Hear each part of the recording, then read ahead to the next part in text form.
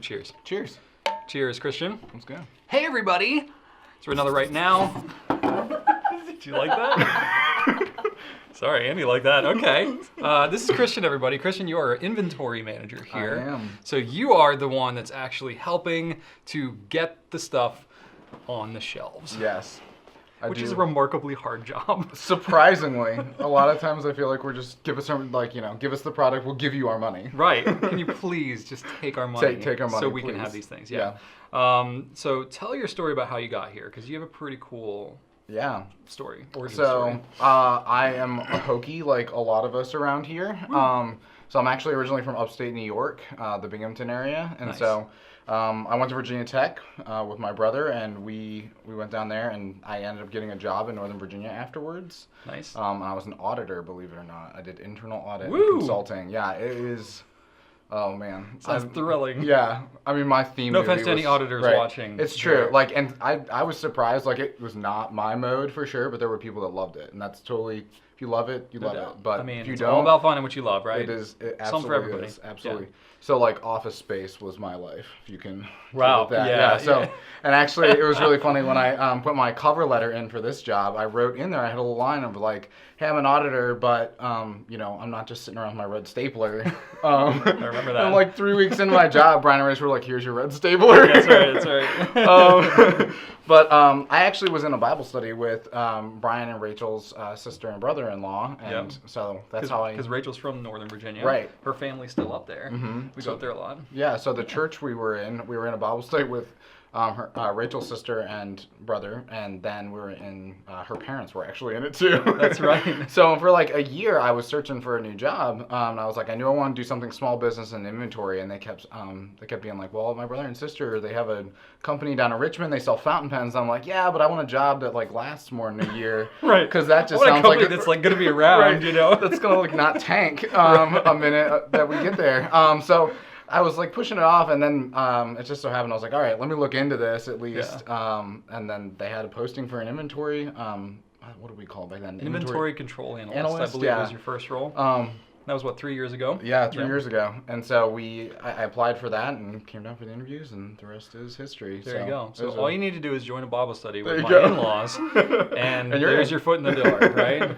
So it was great though. I mean, it's been so cool being here. I mean, awesome. small business is definitely more my mode, which is why I love my job. Actually, is I have lots of different things I do. You so do a lot of different things. It's great though because What's like a it's typical lot day for you my here gosh. at Goulet, if you can even summarize that? If there is a typical day. Usually I come in with a game plan of things to do, of like I have a checklist of like, here's all the things I'm gonna get done. Usually 50% of that gets shoved off because I get a new 50% Right. that's important that day. Yep. So a lot of it can be like, I have meetings like everybody else, I guess, but we talk a lot about new products. I think people would be surprised at how quickly we act on things. It's like in the morning, like we get a customer request of like, hey, we had a couple people overnight talking about Colorverse or something like that, and it's like, by noon, we're like putting it in order, which is great because we get to, But then it answer takes to our like customers. 3-4 weeks to that come takes- in. Exactly. So that's why we have to act quickly. You know what Right. I mean? Exactly. So we're jumping on it, and Yeah. but it's a lot of different things. I mean, we have product discrepancies and like quality issues. So when we have customers that say you get a pen that doesn't, or you get a box that has no pen in it. Okay, we're going and checking all That, like, 70. never happens, Right? Yeah. right? Yeah. We're checking all 70 pens we have on the shelf to make sure that doesn't happen again. So Mm-hmm. I'm usually coordinating that, figuring out what's coming in, launching new products a lot. We've been doing that a lot recently.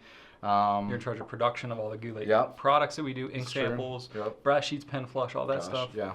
And then purchasing. We spend a lot of time purchasing. Yeah. And then we have how accounting as many well. different vendors are we buying through? It's like 50. We're at almost 50 now. 50 different vendors So, that we buy through. I have a team of 2 guys that help me run that, and we do that as a team, which is great. And they just have stepped up a lot especially in the last year. I don't know what it is. The last Yeah. year we've carried new brands and Yeah. expanded our line, which has been great. And yeah, It's all for the people, man. it's all for the people. That's right. Yeah, That's it's great. right. It's exciting. You have a specific style about you. You're kind of known, and I know you don't like the term, but you're kind of known as the resident hipster of Yes. the Goulet Pen Company. I have accepted Richmond's. Richmond has accepted me. Richmond suits you well. It does suit Richmond me well. is like it's like the hipster capital of the East Coast, basically. Yeah. It's like the East Coast Portland, right? It's very true. Yeah, we have lots of donut shops, specialized tattoos, coffee. Yeah, lots of barber shops. I know. I'm almost like embarrassed when I wear short sleeves in the summer because I'm like, I don't have any tattoos. Like, Oh yeah, you don't. I don't, and I like want them, but I just feel like everyone would be like, oh, he has tattoos. Why is he wearing tattoos? Like, I don't know, poser. man. You would surprisingly fit in So- easily with tattoo culture, I think. But yeah, I have a style, I guess. Yes, indeed. And you're into like raw denim, Yep. which is a whole other thing. And you've Yeah. educated me about that a little bit. Yeah. I love. Everybody has their thing, right? So fountain pens, a lot of people are like know everything about fountain pens. Like Right. the amount of knowledge Brian knows about fountain pens, I know maybe half of that about denim. Okay, that's fair. Because you know a lot. To be fair, you haven't been working full time with It's raw true. denim for 9 years. That you is know? accurate. So, Yeah. but yeah, typically, a couple years ago, I started like buying a lot of American-made stuff, which I thought was cool because typically I grew up in a family like a lot of people, I'm sure, where quality mattered a lot, and so I'm trying to buy products that last. So I kept ripping through shirts in like a year, and I kept getting really sick of that. So I started It's looking too shredded, for things. man. Right. You're just like too. I was in the gym, yeah, Ripping right, just through getting swole. I know that's not what you meant. No, but it's not true. It's definitely like the visual picture that came to mind for me. Just shredding through these shirts every year, you know. Yeah, no, that's not true at all. That's fair. So I've sought out a bunch of companies that do American-made stuff, and so that's been really kind of a cool path. And denim's a big part of that. And denim's kind of like fountain pens. Like everybody has their own personal style. Yeah. When you get really into it, like people like don't wash their jeans ever. You know, which I like smelling okay. Isn't that gross? It can be actually. Fun tip: if your jeans are dirty but you don't want to wash them, put them in a big bag and stick them in the freezer, and it will kill 99% of the bacteria that are on them, which Interesting. creates the smell. How about that? I know. I tried it Don't once. they still have it's not my like dirt thing. all over them though? Yes, Like, if you're playing in the freeze it, it doesn't sandbox, kill the dirt. yes, it does still make them dirty. That will not come out. Playing in the sandbox, like, right. that's something that Yeah, everybody does. everybody, right? You don't Yeah. go home playing in the sandbox. Until you so- have, Maybe it's young just me having a daughter. 3-year-old. Yeah. Yeah, that would do it. That would do it. So, but yeah, that's been kind of a cool thing. So Okay. to see all of that And speaking of like the Yeah. American-made kind of Oh, yeah. thing, that fits into your because you don't have like a super extensive pen No. collection. You're one that kind of like you found what you like, yeah, and you're good. Yeah. Which kind of fits your overall just lifestyle. You're not it like does. amassing Stuff. tons of stuff. Sure. You focus on a few things of quality. Yeah. Kind of minimalistic Yeah. approach. So you got clearly Karas Kustoms Mm-hmm. here, which fits into that lifestyle. And I remember you got this like early on. Like as soon as Yeah. you picked up the brand, which was not Mm-hmm. that long after you got here, you were like, "Yep, I want the copper one," and I'm good. Yeah, pretty much. Pretty much, right? Is Yeah. this the only pen you own? No, I have a couple others. I have a bunch of Lamis, which are great. Like a lot of my other pens are like workhorses. I have preppies and stuff like that. So Sure. this is probably the more expensive pen that I own. But yeah, like Brian said, I love it because it's copper, which is really cool. I think I've owned this pen for 2 years now. We've had Yeah, Karas. yeah. It's almost like A if little over not 2 years, yeah. And so I've been able to like just with a simple polishing cloth, it's amazing. Like this is fairly dark for it, but it can get back to original, Yeah. which is really cool. And I can then- tell the grip was nice and patina. yeah, there the for grip you. is like that was like month 1. I could never get it back to. Is that the like rest pretty of the outside. permanently patina like Yeah, that? Okay. I've spent some time polishing them before, and Nice. it just has never come back. But Nice. it's okay. But I like it because it's personal. I mean, I'm not super careful with my fountain pens, so like this thing gets banged around a lot, and Heck yeah, man. but I love it. It's great. Yeah, And for then sure. You have the other And model. I have the Karas Kustoms ink, and I actually have a titanium nib on this one.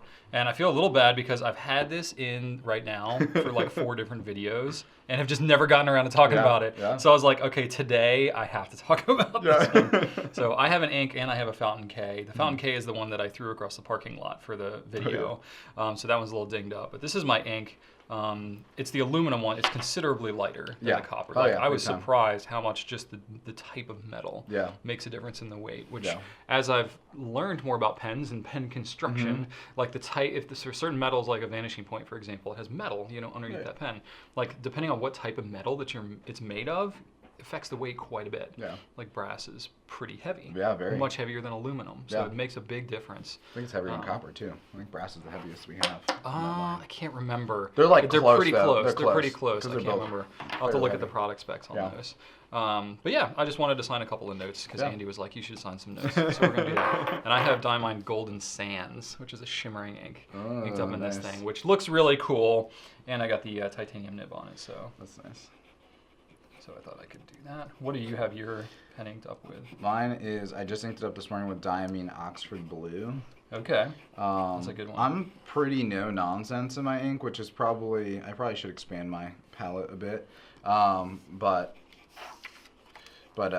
Yeah, typically I go blue. Like one of my favorites is Liberty's Elysium, like most everyone else, I guess. Yeah. But I love the backstory of that one. And I mean, American Made as American well. Made, That kind of fits in. Yeah, I typically like a lot of the newer stuff because there's always a cool story to go with it. Yeah.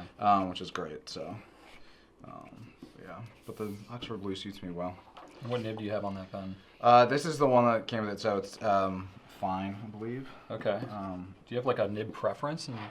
I typically stay between fine and extra fine because I don't have great handwriting, so if you get broad, it just looks like a lot of bad handwriting. See, I'm the total opposite. The broader I go, the better my handwriting Really? looks. When it's fine, then my hand gets all like shaky and it looks like a little chicken scratchy. You know, so I hear more that fine nibs actually help people's handwriting look better. But Really? I'm the complete opposite. For some reason, I'm just a weirdo, I guess. Go figure. Yeah, well, that and paper too. I use a lot of. I mean, we have good paper around here, but I end up using a lot of paper that's probably not like it's not your Tomoe River top end paper either. So yeah, a lot of our like packing invoices and things that we get from other vendors are not printed on Tomoe. Exactly. Right. Yeah. And I'm usually using like reject notebooks that have been like bottom shelved or like that's usually or like samples we've tried that aren't good enough to carry. You're like, well, that's cool. Can I have that? Right. Sure. Take this garbage. Right. Exactly. Exactly. Happens a lot. But very cool. Yeah. But awesome. Yeah, so it's good. Well, thanks, man. Thanks for coming on, everybody. This is Christian. So if you have pretty much any problems that come back, they'll all channel through Christian at some point. We love the feedback. But now you get to meet another very important member of our team. Thanks so much for watching, and right on.